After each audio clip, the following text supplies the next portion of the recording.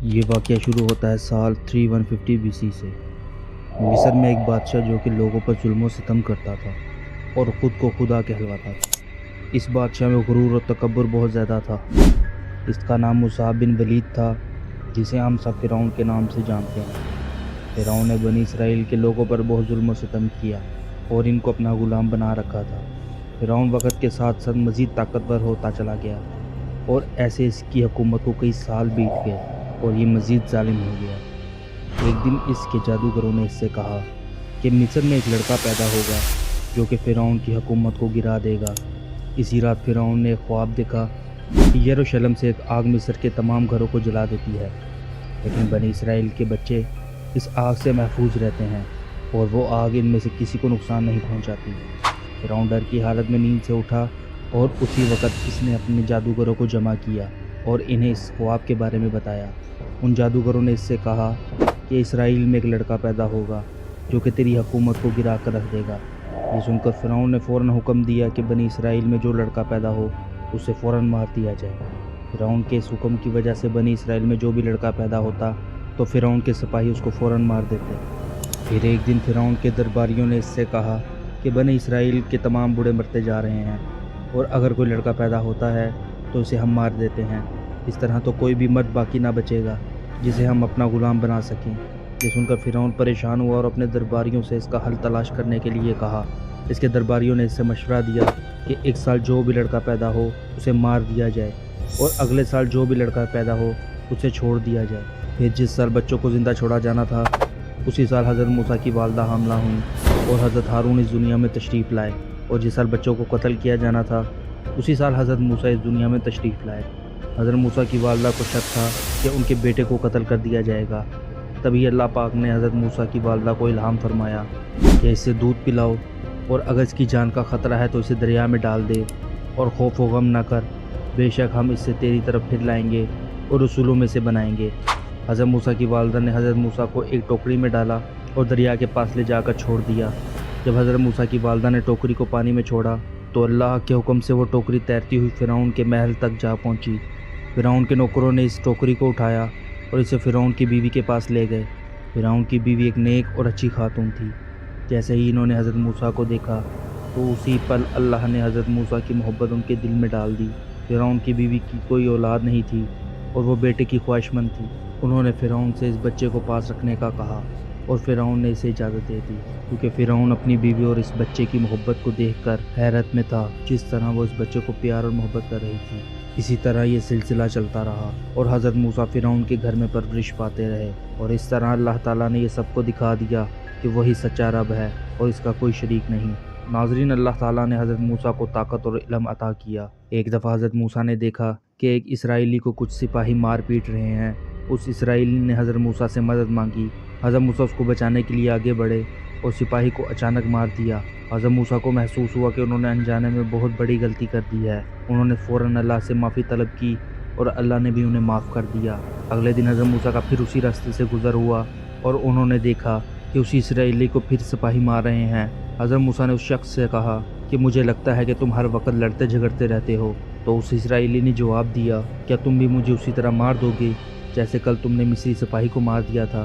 یہ سنتے ہی سپاہیوں نے فوج کے سربراہ کو اس سب بات سے آگاہ کیا۔ فوج کے کمانڈر نے حضرت موسیٰ پر مقدمہ چلاتے ہوئے انہیں قتل کرنے کا حکم دیا۔ اس کے بعد ایک انسان نے حضرت موسیٰ کو آ کر بتایا کہ کمانڈر نے تمہیں قتل کرنے کا حکم دیا ہے، لہٰذا اپنی جان بچاؤ اور یہاں سے بھاگ جاؤ۔ حضرت موسیٰ کو جیسے ہی معلوم ہوا وہ مصر سے بھاگ گئے۔ ان کے پاس نہ تو کپڑے تھے اور نہ ہی کچھ کھانے پینے کو۔ وہ گرم ریگستان میں تنہا چل رہے تھے۔ ان کے ساتھ اللہ کے سوا کوئی نہ تھا۔ وہ دن کو چھپ جاتے اور رات میں سفر کرتے۔ 8 راتیں مسلسل سفر کرنے کے بعد وہ ایک بستی میں پہنچے، جہاں پر وہ ایک درخت کے نیچے لیٹ کر آرام کرنے لگ پڑے۔ ان کو بہت زیادہ بھوک اور پیاس لگی تھی۔ وہاں پر انہوں نے دیکھا کہ کچھ عورتیں بکریوں کو پانی پلا رہی ہیں، مگر ایک بڑے سے پتھر نے کنویں کا راستہ روک رکھا ہے۔ حضرت موسیٰ نے اس پتھر کو ہٹایا اور ان عورتوں نے حضرت موسیٰ کا شکریہ ادا کیا اور بکریوں کو پانی پلا کر واپس چلی گئیں۔ گھر جا کر ان میں سے 2 عورتوں نے یہ سارا واقعہ اپنے والد سے بیان کیا تو انہوں نے حضرت موسیٰ کو اپنے گھر آنے کی دعوت دی۔ موسیٰ علیہ السلام نے ان کی دعوت کو قبول کیا۔ جب وہ ان کے پاس آئے تو انہوں نے ان کو سارے واقعے سے آگاہ کیا کہ وہ مصر چھوڑ کر کیوں بھاگ آئے ہیں۔ اس بوڑھے شخص نے حضرت موسیٰ کو اپنے گھر میں جگہ دے دی اور ان کا شکریہ ادا کیا کہ کیسے انہوں نے ان کی بیٹیوں کی مدد فرمائی۔ اس بوڑھے شخص نے حضرت موسیٰ کو کہا کہ تم میری ایک بیٹی سے شادی کر لو، مگر اس کے بدلے تمہیں 8 سال بکری کو چرانا ہوگا۔ تو یوں اللہ کے حکم سے حضرت موسیٰ نے اس بوڑھے کی بات قبول کر لی اور اس کی بیٹی سے شادی کر لی۔ پھر 10 سال تک حضرت موسیٰ نے بکریوں کو چرایا۔ یہ 10 سال ان کی زندگی کے بہت اہم تھے۔ ان 10 سالوں میں انہوں نے اللہ کی قدرت اور شان و شوکت پر بہت غور و فکر کیا۔ وہ سورج کو طلوع اور غروب ہوتے دیکھتے، آسمان و زمین کو دیکھتے، پہاڑ کو دیکھتے، رات کو آسمان پر ستاروں کو دیکھتے۔ پھر ایک دن حضرت موسیٰ نے مصر واپس جانے کا ارادہ کیا، پر ان کو یہ اندازہ نہیں تھا کہ یہ رستہ ان کی زندگی بدل دے گا۔ انہوں نے اپنے خاندان کو ساتھ لیا اور مصر کی طرف روانہ ہو گئے۔ راستے میں حضرت موسیٰ ایک پہاڑ پر پہنچے جس کا نام تھا کوہ طور۔ وہاں دور انہیں ایک آگ جلتی نظر آئی۔ موسیٰ علیہ السلام جسم کو گرم کرنے کے لیے وہاں سے آگ لینے گئے۔ جیسے ہی وہ آگ کے پاس پہنچے تو وہاں پر انہیں ایک بہت ہی خوبصورت آواز سنائی دی۔ اس آواز نے کہا، اے موسیٰ، میں اللہ ہوں، تیرا رب۔ موسیٰ گھبرا گئے۔ پھر آواز آئی، اے موسیٰ، تیرے ہاتھ میں کیا ہے؟ موسیٰ نے ڈرتے اور کانپتے ہوئے جواب دیا کہ میرے ہاتھ میں عصا ہے جس پر میں ٹیک لگاتا ہوں اور اپنی بھیڑوں کے لیے شاخیں کاٹتا ہوں۔ پھر اسی آواز نے حکم دیا کہ اپنی لاٹھی پھینک دو۔ انہوں نے اپنی لاٹھی پھینک دی تو اللہ کے حکم سے وہ سانپ بن گئی۔ یہ منظر دیکھ کر موسیٰ علیہ السلام بھاگے، پر اس آواز نے کہا، اے موسیٰ، اور اسے پکڑو، کیونکہ ہم اسے اس کی پہلی حالت میں واپس لوٹا دیں گے۔ اور یوں سانپ اپنی حالت تبدیل کر کے لاٹھی میں بدل گیا اور حضرت موسیٰ کا ڈر ختم ہو گیا اور انہوں نے محسوس کیا کہ وہ حق کی گواہی دے رہے ہیں۔ ناظرین، یہاں پر ایک سبق ہمیں ملتا ہے کہ جب تک ہم اپنی پسندیدہ چیز اللہ کی راہ میں قربان نہیں کریں گے تب تک ہم کچھ حاصل نہیں کر سکیں گے۔ جیسے ہی موسیٰ علیہ السلام نے لاٹھی کو قربان کر دیا اور پھینک دیا، حضرت ابراہیم نے اسماعیل کو قربان کیا، جناب یعقوب نے یوسف نبی کو قربان کیا، کیونکہ اسی میں دین چھپا ہے۔ پھر اللہ نے حکم دیا، اے موسیٰ، اپنے ہاتھ اپنی چادر میں ڈال۔ جب انہوں نے ایسا کیا اور اپنا ہاتھ باہر نکالا تو ان کے ہاتھ میں ایک عجیب سی چمک تھی۔ اللہ نے فرمایا، اے موسیٰ، تمہارے رب کی طرف سے تمہیں یہ 2 نشانیاں ہیں، یعنی یہ 2 معجزات عطا کیے۔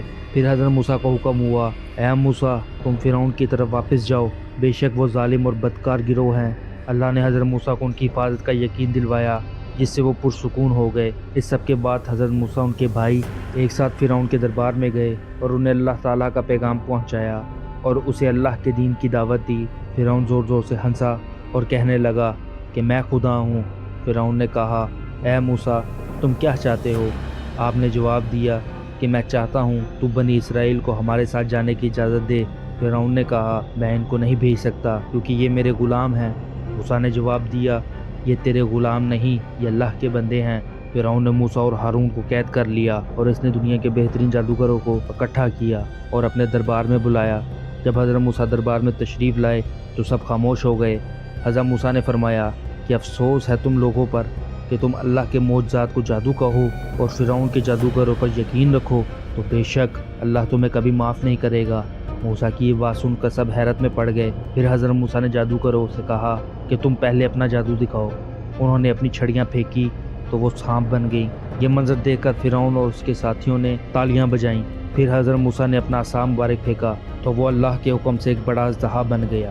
یہ معجزہ دیکھ کر لوگ کھڑے ہو گئے۔ پھر حضرت موسیٰ کے اژدہا نے ایک ایک کر کے تمام سانپوں کو نگل لیا۔ حضرت موسیٰ نے اس سانپ کو اپنے ہاتھ میں پکڑا تو اللہ کے حکم سے دوبارہ لاٹھی بن گیا۔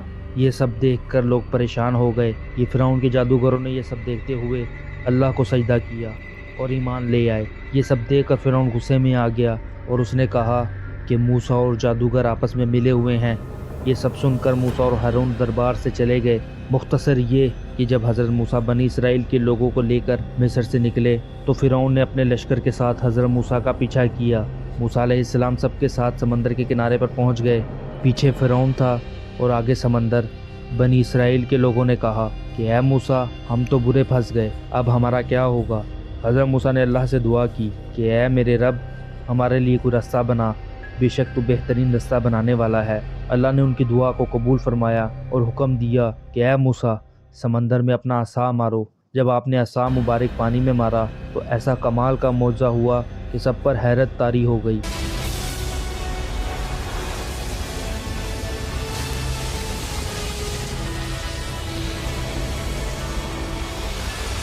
اور سمندر 2 حصوں میں تقسیم ہو گیا۔ آپ اپنے ساتھیوں کے ساتھ سمندر پار کر گئے اور فرعون نے جب پار کرنا چاہا تو اللہ نے سمندر کو حکم دیا تو پانی برابر ہو گیا۔ اللہ قرآن میں فرماتا ہے کہ ہم فرعون کی لاش کو بعد میں آنے والوں کے لیے عبرت کا نشان بنا دیں گے۔ 1898 میں فرعون کی لاش کو سمندر سے دریافت کیا گیا اور یہ وہی سمندر تھا جس سمندر میں فرعون غرق ہوا تھا۔ آج یہ لاش فیرو کے ایک میوزیم میں موجود ہے جو کہ پوری دنیا کے لیے نشانی ہے، جیسا کہ اللہ نے فرمایا۔